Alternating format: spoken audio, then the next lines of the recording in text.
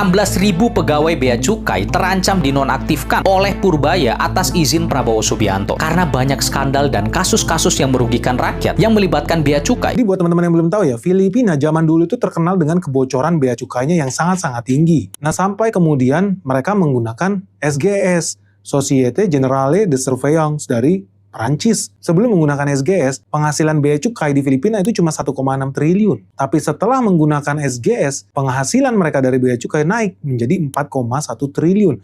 Artinya ada peningkatan 156%. Dan memang faktanya terjadi penurunan manipulasi invoice. Terjadi perbaikan penerimaan bea masuk secara bertahap. Dan ujung-ujungnya bagus juga karena SGS itu membantu merapikan proses ekspor-impor. Karena sekarang dengan adanya SGS, sistem sudah di-upgrade dan dokumen sudah bisa lolos verifikasi bahkan sebelum barangnya tiba. Nah, ini hebatnya guys sistem yang dibikin sama SGS. Ketika lu impor barang, kalau Indonesia sekarang itu masih nunggu barangnya nyampe di port, terus dicek lah, di-scan lah, di-x-ray lah. Waduh ribet. Ujung-ujungnya apa? Bottlenecking di terminal, di pelabuhan. Wah, bisa jadi macet di mana-mana. Ekonomi juga jadi nggak efisien. Pakai SGS, udah tahu ini kontainer warna pink, kodenya A1, berangkat dari Shanghai ke Indonesia. Jurusannya apa, isinya apa, udah terdeteksi. Jadi semua data udah ada bahkan sebelum kontainernya nyampe di Indonesia. Hebat dong. Canggih dong, makin susah lagi lo mau ngibul. Dan ini udah terkoneksi. Begitu di Indonesia beda datanya, langsung otomatis kecek sama di Cina. Oh, harganya berapa, laptopnya berapa unit, tipenya apa, semua langsung sinkron guys. Makanya nggak usah heran kalau Filipina tambah cuan setelah pakai SGS.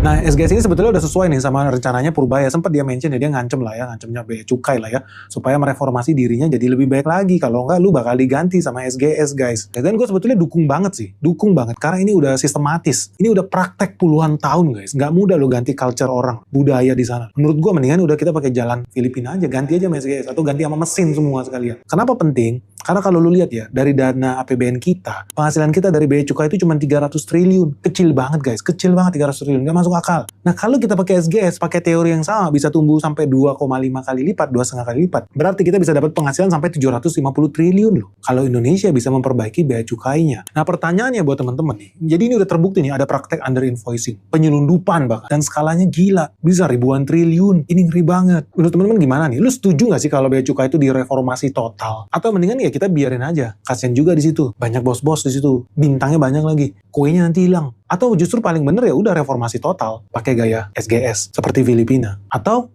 kita pasang robot kayak India, pakai AI aja, udah nggak bisa ngibul sama sekali guys. Cuman nanti kasihan nih, jadi banyak orang yang nggak kebagian jatah lagi di sana. Tapi kan mau nggak mau, negara lagi butuh duit.